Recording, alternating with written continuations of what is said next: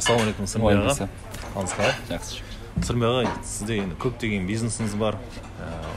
Жалпы уақытыңызды және қаржыны қалай жоспарлайсыз?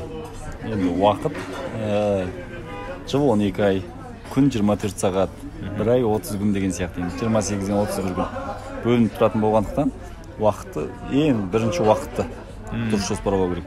Енді мүмкіншілігінше әр жексенбі күнін семьяға жұмсаймын. Сол кезде айда 25 күн қалады да. Орташа 29 күн менен.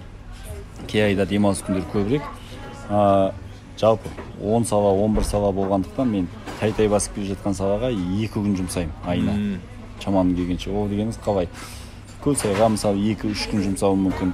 Мынау бірінші саламыз және Йокохама Триангл дөңгелек саласы болғандықтан оларға қайткенде 1 күн немесе 2 күн жұмсаймын. Кей салалар бар, мысалы типография бар бізде, олар тұрақты сала болғандықтан оған 2 айда 1 күн, может 3 айда 1 күн жұмсаймын. Жалпы сол кезде орта есеппен 10 күнді көңіл бөлемін бизнестерге. Кездесулер, енді жаңа бизнесті дамыту, және де өзім дамыту деген сияқты кездесулерге бір 4 күн, 5 күн. Енді және 5 күн семьяға демалыс күндерін жұмсасаң, сөйтіп 20-22 күн шығады. Ар жағында сапар болады. Астанаға кетесің, Шымкентке кетесің, басқа жаққа кетесің. Осылар бір 6-7 күн, осымен бір айлық уақыт.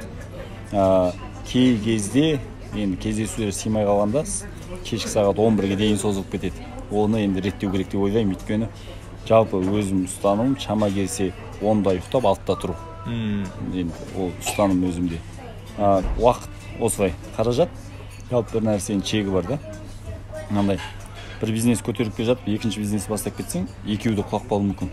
Мына бизнес жететін жеріне жеткеннен кейін екінші бизнес бастаған дұрыс. Бірақ екінші бизнес қалай бастайсыз? Мынаған қатысы бар бастау керек та. Қатысы жоқ. Мысалы мен дөңгелек саласында жүріп қазір айдаладағы салаға кетіп қалсам болмайды да. Сондықтан біз дөңгелек саласында жүріп типографияға не үшін? Типография біздің рекламный материалдарды бірінші біздікін шығарып беру керек.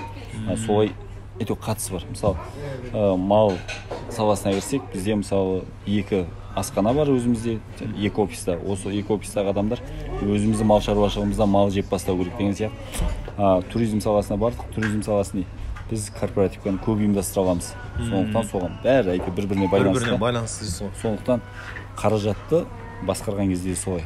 Қаражат басқару деген жаңағы банкке салып қойып қарап отыру емес. Бірден қаражатты үнемдеп даму ғой. Тамам. Рахмет Сырмай аға. Рахмет.